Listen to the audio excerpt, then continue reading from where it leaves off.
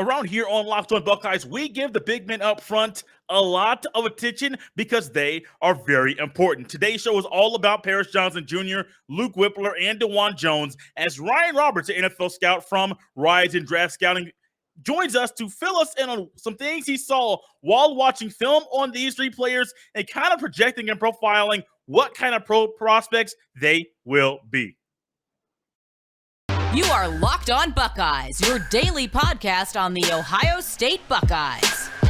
Part of the Locked On Podcast Network, your team every day.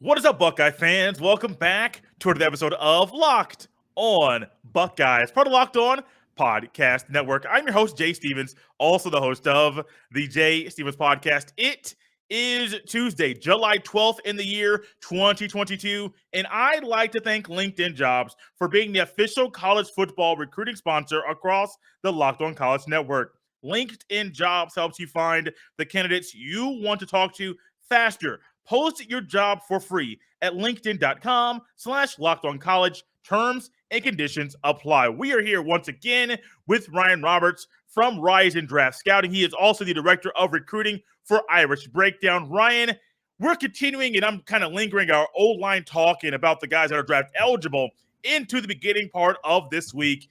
We got three guys listed, and they're all really talented, and I just can't wait to see and hear what you have to say about Paris Johnson, Luke Wypler, and the big man on the right side, Dawand Jones.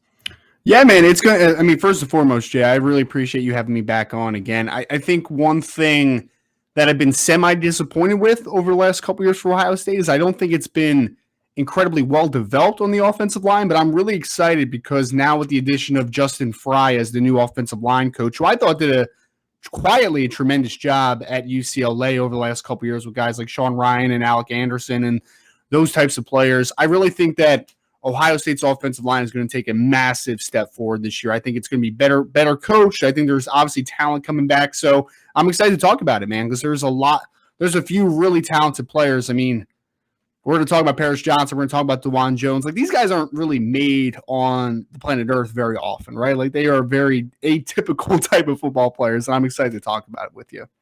You mentioned a little phrase there, semi-disappointed. Now, I was not going to bring this up, but you mentioned it up before the show. You're not only the director of recruiting for Irish Breakdown, you're a Notre Dame fan.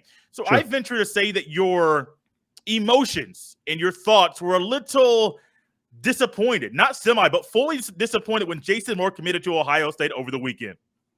Why would you do that to me, Jay? Why would you do it to me? Yeah, it was, I mean, for people that didn't follow it too closely, Jason really liked Notre Dame as well. Like, I would venture to say, I know Penn State was in the conversation too, but I would venture to say that Notre Dame was probably his second team in that race. And I think that it was one of those situations where it was like a 1A, 1B type of thing. I really think that he did like Notre Dame a whole lot, but he liked Larry Johnson. I mean, like, let's call it what it is. He liked Ohio State a little bit better than Notre Dame.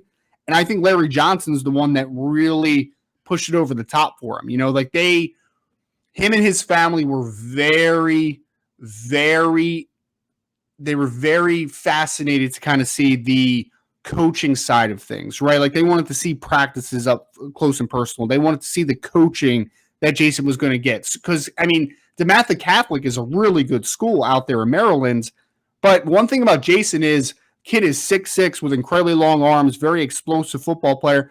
But he's not really – he's kind of a raw player still, right? Like, the upside is what you're getting with a guy like a Jason Moore. So I think coaching dynamics was a big thing because his brother Justin is actually was a good basketball player. I think he's at the University of – no, I don't want to say Michigan. Villanova. He's at Villanova. I'm an idiot because he actually got hurt during the Final Four run, right? So Jason is a really good football player. Larry Johnson sold, I think, the whole thing on him. He wanted to be developed the best possible that he could, and I think that Ohio State, with Larry Johnson's reputation, kind of pushed it over the top for Jason. There is a win that Notre Dame has had in the recruiting recently. It wasn't over the weekend, but I think it was about a month ago now or a few weeks ago now, when two schools don't like a school with the mascot, the Wolverine, and the former head coach of the team up north, his grandson commits to Notre Dame. I think Buckeye fans and Notre Dame fans are happy that CJ Carr is in South Bend and not in Ann Arbor. I'll say this, Jay. I think that's the reason that Notre Dame fans and Ohio State fans don't hate each other. Like, I think that there's some dislike because especially they're playing in the first game. But I think one thing that we could all have in common is that we both hate Michigan, right? Like, everybody hates the University of Michigan. I do not like them. I mean, I'll be very forefront. Like I tell people all the time, I do not like the University of Michigan. And getting Lloyd Carr's grandson to commit to Notre Dame was a massive deal. I mean, because he literally – not only the family ties, he lives in the state of Michigan. He goes to Saline, Michigan, and he's been to a billion Michigan Wolverine games during his lifetime. So they not only lost out on Dante Moore, they also lost out on CJ Carr, back-to-back five-star quarterbacks in the 2023 and 2024 classes out of the state of Michigan. Don't end up with the Wolverines. It's a great time to be alive if you're a Michigan hater, man. It really is. And unfortunately for Michigan, I mean, it's bad right now, man. Like, it's bad. Because I will say this. I don't know if you agree. I do like when Michigan's competitive. I don't want them to be a great football team, but I want them to be a quality football team because I think they are a brand, right? Like, they make college football better. Like, I want Ohio State to be good. I want Texas to be good. I want the big-name programs of college football to be good. So I don't want Michigan to be a dumpster fire. But after coming off of a Big Ten championship playoff berth, Michigan's not in a good situation, man. Like, nobody is picking. Their recruiting right now is bad. And it's mostly because Jim Harbaugh flirted openly with the NFL, and he was almost out the door this year. And I think that a lot of people are questioning what is the long-term future with Jim Harbaugh. Is he going to be there until my third, fourth year on campus? Like, I just don't think that you can guarantee that, obviously, right? So it is a great time to be alive, again, if you do not like the University of Michigan. It's a great time to be alive. It's a great time to be the Ohio State offensive line as they're getting a new offensive line coach who's going to assist them and help them be a whole lot better than they were last year. You said the phrase semi-disappointed while discussing watching what you saw in film from the Buckeyes O-line from last year. I transferred that and went it back to you with you being semi-disappointed or fully disappointed when Jason Moore ended up committing to Ohio State. But I don't think you're the only person that's either semi-disappointed or fully disappointed with what you saw from the Buckeyes O-line last year. What are some things you saw from this unit that made you semi-disappointed while you watched them play during the 2021 season? I think foot quickness is the biggest thing that was a disappointment to me. Like, I felt like, I mean, one of the biggest things when like a Nicholas Petit-Frere was coming out of high school was that he was a gifted athlete for the left tackle position, right? And I felt like across the board, Ohio State played very heavy-footed from a down-to-down perspective. I don't think that they unlocked the athleticism up front, and I think that there is – I mean, you're talking about Paris Johnson and Nicholas Petit-Frere and Dawand Jones, and those guys are all gifted athletes coming out of high school, and for whatever reason, they didn't play up to it. And is that a strength and conditioning issue? I don't know. Is that a footwork issue? I also don't know. Like, what is the – reason that they play a little bit stiff and a little bit heavy-footed? It might be a coaching thing. And I think the good thing is, again, I think Justin Fry is a good coach. I really do. I think he's a good offensive line coach. And I think we'll know very shortly, is it a strength and conditioning issue? Is it a coaching issue? Because I don't think there's going to be much of a coaching issue there. I think he's going to get the best out of his football team. So I really hope that these guys come in better shape than they have been in years past. Like, I know we're going to talk about Dawand Jones, but I think Dawand Jones is a kid that, probably could work to lose a little bit of weight. Nicholas Petit-Frere, I felt like Ohio State just packed on too much weight on his frame. Like, I just didn't think he looked like the athlete that he used to be. And Thayer Mumford was another guy that I think maybe just played a little bit too heavy. So I think that they need to come in better shape, and I think that foot quickness can get unlocked because there's certainly talent on Ohio State's offensive line. I don't think that's any question at all about it. There were some times last year where I saw the same issue happen and the D-tackle, primarily D-tackle, either be a 3 technique or a 1 technique, would ultimately beat the guard, no matter if it was Munford, Johnson. Sometimes Matt Jones would come in, but not so much with him getting beat at this time But I would see if I'm a guard and you're shading me to my right, sometimes if you cross my face, and it didn't matter if I was right side or left side, if you cross my face going my right to my left, I would get beat. The quick slant by some of the D tackles would get the Ohio State O-line, and it'll be easy penetration to either disrupt the handoff to the running back or to get to Stroud a little bit quicker. That's one of the gripes that I had, and it could be because of the weight that you're discussing, but me being someone that is not there every day, not hearing what they're being coached and what they're being taught, I am seeing this from just my own two eyes. And I think it's bad. Like, if I see it, I can only imagine what the coaches are seeing during the film. That's a breaking down things and saying, well, here we go again. He beat you this way again. We went over this in practice. What's the problem? You mentioned the weight. I simply think sometimes these guys just weren't flexible. Like their flexibility might have been in question, but also more so their mentals and being locked in and prepared. Sometimes they weren't all that. Now, some guys say Paris Johnson, he's a dog. He's played out of position ever since he came to school. So that could have just simply been part of the problem why he was a failure at times last year on the O-line, simply because he just was out of position. If I'm playing basketball, I'm going to turn back over to you here in a second. But if I'm playing basketball and I am 6'10", 280, but my coach wants me to play point guard, that doesn't really make sense. Like, my body type is saying, well, I should probably be down low, not do excessive moving, do a lot of the banging down low, make it easier for the little guys up top. Yes, I have a height advantage, but probably it's going to be harder for me to dribble, probably going to be harder for me to bend. I can see the passing lanes very well, but the things that a point guard does, it might not be ideal simply because of my skill set and my body type. Now, it's a little drastic comparison, but when you have guys playing out of position, you're probably going to get some bad play. And we saw that really come to really Front Street during the Michigan game as the Buckeyes O-line that had already been exposed prior to the earlier in the year really played bad and probably had one of the worst games they had all year long. Flexibility to me is one thing, but I think a lot of it is just mentally being prepared, Ryan, for what the defense is going to throw at you.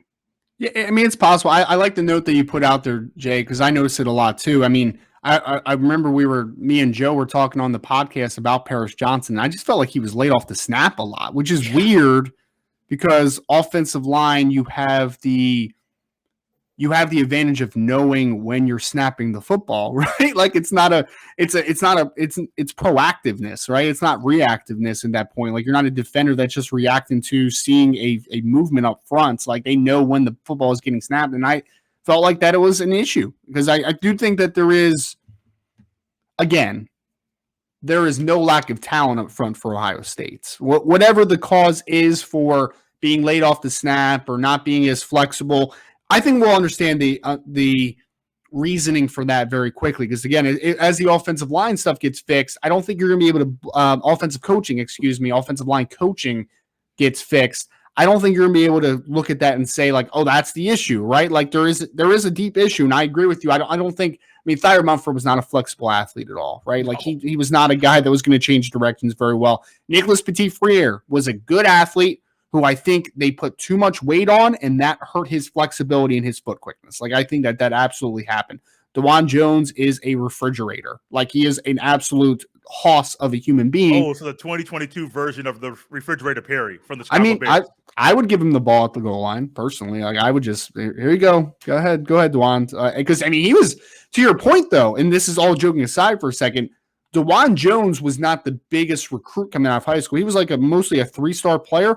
But have you ever seen his basketball highlights? Like, the dude had really nice feet coming out of high school, man. And for whatever reason, that foot quickness is not really there right now. And maybe it's a weight issue. Maybe it's a coaching issue. But my point is that we'll know very shortly what the real issue is. We'll know. Ryan, one of the things about Dawand Jones in basketball, I live in Indiana. And so I was privileged to see him play basketball a lot. I literally live 5 to 10 minutes away from the high school that he went to. I didn't say rarely. The one time I saw him play high school football, once or twice, I was not going to watch him play. His team was good. And I said, oh, there's this big kid going to Ohio State. He's playing tackle. I watched him play basketball. Me and my dad made it appointments to go to see Dawand Jones play basketball because he had this mammoth human being whose foot speed and foot quickness is amazing. I want to see that. And he had post moves, even so big to be an Indiana All-Star, one of the top 12 or 13 players in the entire state to be on an All-Star team. In the foot quickness that you saw on the basketball court, I saw it all the time, but it's really weird how it didn't translate. And we'll talk more about him down the road because you mentioned something about Dawand Jones, Paris Johnson. I want to kind of hone in on him, kind of go left to right with this little thing here. Yep. He is moving to left tackle. I think it's a better position for him. But as an NFL scout, or as an NFL scout might think, you're only going to get 1 year for him at this position starting while evaluating him for the upcoming NFL draft. A lot of people are saying he's going to be a potential first-round draft pick. But my pushback with that, I don't know where you think where you're going to fall. He's only going to have 12 games under his belt. I mean, even Dwayne Haskins coming out in 2018, I said stay in school. 12 games is normally to me, and 12, 13 games, maybe 14. To me, it's not enough. I would like to see more, even in college basketball. I'm really not a guy that's a proponent and a pusher of the one and done because I think most guys need to get more basketball under their belt. I understand the money. I understand the mindset. And so that's their decision to make. But with Paris Johnson, he's only going to get 12, 13, 14, 15 games at this one spot at left tackle.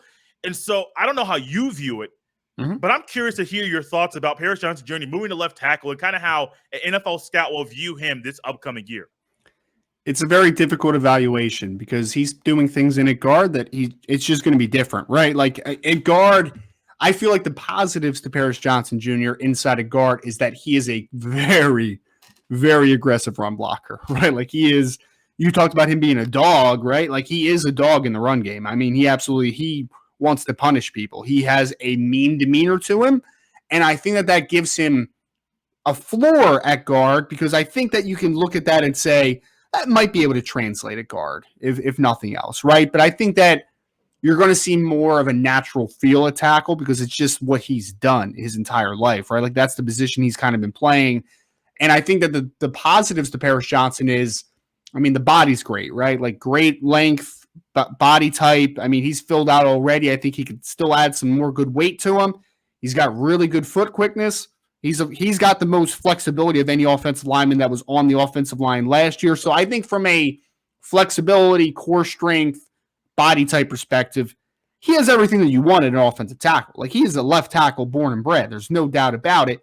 It's just such a funky eval though, because he literally hasn't played the position yet. I mean, it's right.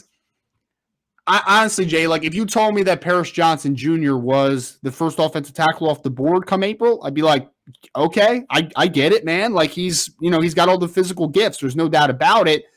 But it's one of those things where I can project him to being offensive tackle one, but it's a complete wild card right now. I've never seen him play offensive tackle on the college level. I've never seen it. So it's something where it makes you a little uneasy projecting forward to that.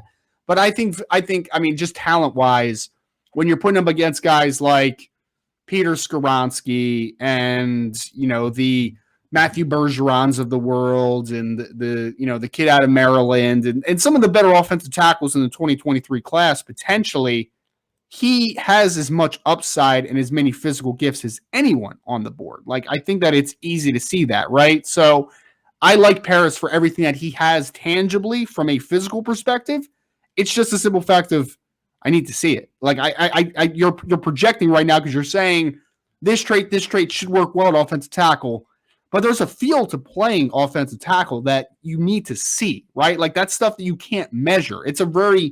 People struggle sometimes with offensive line evaluation because it's not something where, corners need to be, quick twitch and fast, or I can measure their change of direction. I can measure their foot speed, like all that type of stuff. Offensive tackle sometimes, while the athleticism is important, sometimes you can't quantify what Andrew Whitworth does at offensive tackle because it doesn't look the same as what Tyron Smith does at offensive tackle, right? So there's a feel to the position that is an unknown right now with a Paris Johnson. Could he be the first offensive tackle off the board?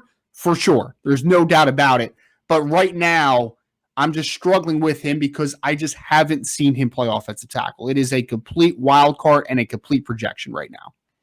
let's move forward because we're going to run out of time because Ryan and I both talk a lot. To Luke Wypler, somebody that before the season had no idea if he was going to play or not. Now, maybe internally they knew more of what was going on with Harry Miller than what we knew in the public, but I still don't think that it was even like it was his job completely. Like Harry Miller's down, Luke Wypler comes in, he immediately steps in and takes that job. I don't think a lot of people knew, and I even said, Ryan, at the end of the season, and leading up into this, well, probably this part of the year before we found out Harry Miller was going through some really severe, drastic things mentally with his mind, which is why he was not on the field. I said there's possibly going to be a way for Harry Miller to find a way to get back on this O-line, and ultimately it could be him getting a center job back, which is his natural position. Luke Wypler maybe going out to left guard, where Harry Miller during 2020 wasn't really a bright spot out there. So I think it was 2020. And I would completely understand my thoughts about Luke Wypler. But as I heard you on your podcast, the NFL Draft Prospects podcast, as I have to slow down to say that name of the show, you like what you saw from Wypler last year. And Ryan, I'm curious, and I not only to hear what you got to say, but I venture, and I guess there are probably some Buckeye fans listening or watching on YouTube that'll say, Ryan, I saw the same thing you saw on the film when Luke Wypler was playing. I think Luke Wypler was the most consistent offensive lineman that Ohio State had last year. I really do. I mean, I watched the film, and look, first and foremost, he's going to be a redshirt sophomore this year, right? Like he's going to be a third-year player. So Is he going to be in the 2023 NFL Draft? Probably not. Maybe, though. I mean, it's possible. One thing I've kind of taken away from the draft process so far is that the center class in 2023 looks very good with guys like Ricky Stromberg and Jared Patterson and Steve Avila and different guys up top, John Michael Schmitz out of Minnesota. Like, it's a good center class. So is Luke Wypler going to be part of the class? It's questionable. And the other thing is that people are going to look at him and say, like, he's listed at 6'3", 300. Is he actually like 6'2" with short arms and 295? I look at that and I say, like, I really don't care because at center, I can hide those limitations of length a little bit, right? Like what I look at when I see a Luke Wypler, and I don't know if this is I don't know this answer.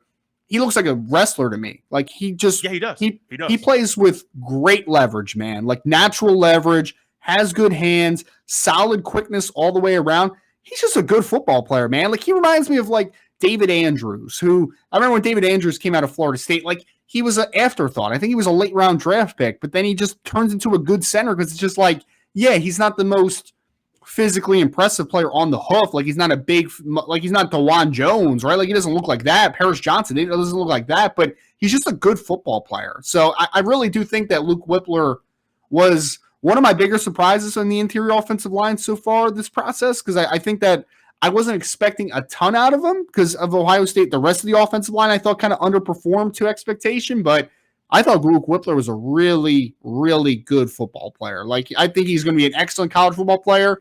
Tangibly, how will it translate to next level? It will have to see. I'll have to see a full year of starting experience, but I mean, he strikes me as a player that I think's a starting center on the next level, and just is one of those guys where you might not talk about him a bunch, but he's just a good player. Like he's not a replaceable player. Like he's just a good, solid football player. That's what I see with Luke Wypler right now. Do you think he should come out after this year? No, I don't. Well, we'll see what type of season he has, but like again, it's a good center class, man. Like Ricky Stromberg, John Michael Schmitz, Jared Patterson for Notre Dame. Like it's a really good group. So I think to maximize it, being I would say go back fourth year, get your degree, and then potentially be the top center maybe in next year's class. Like I think that's a better option for a guy like a Wypler, but I mean, it really is dependent on what type of season he has this year. Let's keep moving to the right side of the offensive line. We talked about him a little bit earlier in his skills on the basketball court. If you guys want me to do a 30-minute show about Dawand Jones playing basketball, it would not be hard. I have seen him play a lot. Trace Jackson Davis at Indiana, I saw them play, I think at least one time, battling it out. And so Jackson Davis on the basketball court, big man at Indiana. And so I'm not saying like he's just playing scrub. So this guy is literally playing D1 talent in high school in basketball, and he was even thought about being a basketball player at the next level. Ultimately, I wouldn't pass up an offer from Ohio State either. We have seen what he has done while in Columbus.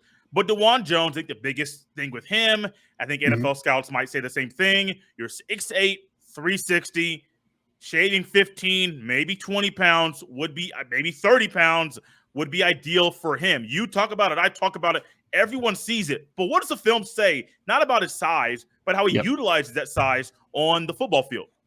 Yeah, I mean, when I talked to Dawand in the past, I mean, just a quick note is he told me that basketball is his first love. Like, he liked basketball more than football. It's just, with the size profile he has, kind of made more sense.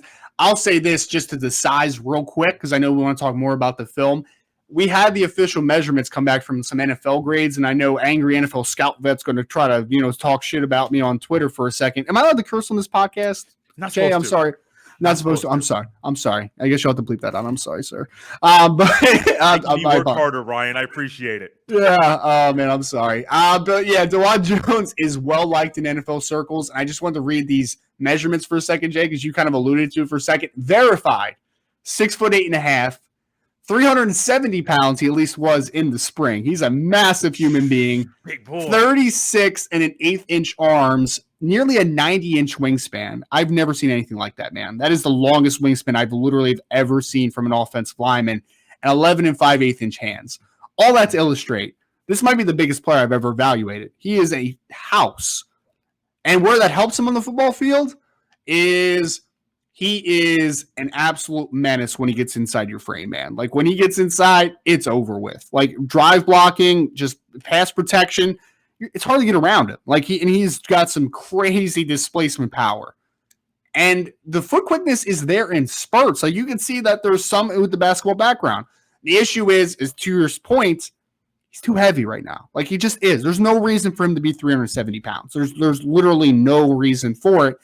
And you kind of see it messes with his flexibility. He's not a kid that changes direction very well. He is literally a refrigerator out there, and it's hard to get around sometimes, but when you're asking him to move laterally or you're asking him to move up to the second level, it's just not going to be there right now. So he's a complete projection for me, because I do think that if he was a 345-pound offensive tackle, 340-pound offensive tackle, then we're cooking with grease. Like, I think that we have something there with him. Right now, I grade him out as a late round player. That's what I see with Dawand Jones with upside. The NFL grades him out as a second or third round player, so they like him a lot more than I do. But even I think that is kind of complete projection. So I think there's a massive need for increased foot quickness and increased flexibility, but he has a rare profile when you're talking about the size element that he has. Ryan, I'm going to look something up very quickly, which I try to not do and announce it on the show. But I want to make sure I get this correct in regards to Dawand Jones in his time at Ohio State. And, of course, you're an offensive lineman. Trying to get exactly when you came out is a little bit harder. 2019 kid, 1920. Will this be his fourth year in school? This will be his fourth year, yep. I think he's a redshirt junior. So technically, he has one more year left. Because of the COVID year in 2020. I think he may have 2 more years, because I mean after this year, because I think he'll have the redshirt junior, redshirt senior. That's 2, but then I think he has a COVID year as well, because I think technically last 2020 didn't count for him. So I think technically he was another redshirt. He was a redshirt freshman again last year. If you're thinking about it, So I say that to say this. I'm going to ask you the similar thing, the same thing I asked you about Luke Wypler, then close up shop with Dawand Jones. I think it's almost a pretty safe bet that Paris Johnson comes out after this year. Unless he flops, I do think he's going to come out after this year. Luke Wypler asked you, should he come out or should he not? Same thing with Dawand Jones. Do you think Dawand Jones should come out and enter the NFL draft after the end of the season? Should he? I would say this. The offensive tackle class, from what I viewed, is not a very great class. So I do think that it is advantageous in that sense, for a possibility of going high. And I think that the NFL does value Dawand Jones with where we are right now. I really think it's dependent on what type of season he has, though. Like, what is Justin Fry able to do with him? What does his body type look like? Does he look like he's in better shape? Like, all those things are very dependent, I think, of Dawand Jones. But right now, I would say if he has a good season, whether it is up to the standards of his talent or not, I think I would consider coming out, because I think that the offensive tackle class is just not going to be great. I think that he is going to go high just because I don't think that there's going to be a ton of offensive tackles that are going to be highly valued by the NFL. Ryan, this is fun. We'll have you on again down the road. I know for a fact we're gonna have some fun talking about the defensive linemen, with the interior guys, and then some of the Zach Harrison being the outside guy, those that could get drafted. We're gonna have fun talking about him, and then linebackers and DBs. I'm interested to hear what you have to say about Still Chambers, a fan favorite from last year.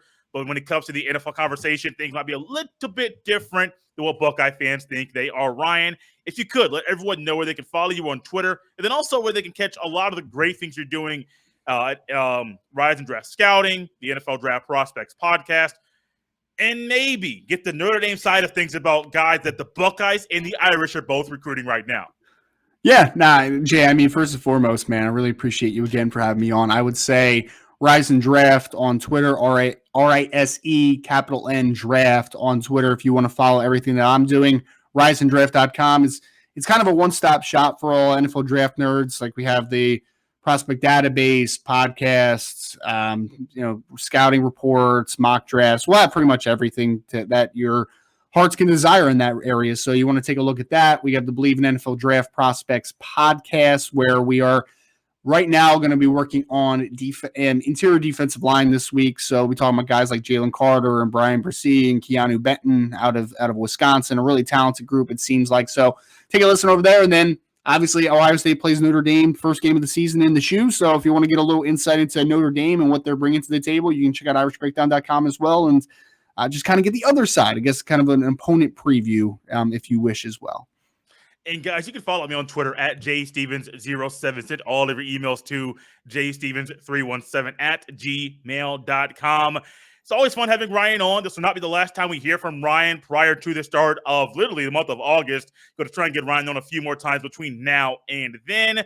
The Notre Dame game is big. I know if I talk Notre Dame on here, people will be like, well, Notre Dame sucks. Well, there's a reason why the game's in prime time on ABC when the Buckeyes and the Irish face off in the Horseshoe on September the 3rd at 7:30, a primetime game, 7:30 p.m. Eastern Standard Time. I'm out of here. It's a Tuesday show. We got a lot to cover for the rest of the week. Make sure you subscribe on YouTube. Make sure you like this video. Leave a comment or two as well. I'd like to hear what you guys have to say or are thinking about your Ohio State Buckeyes.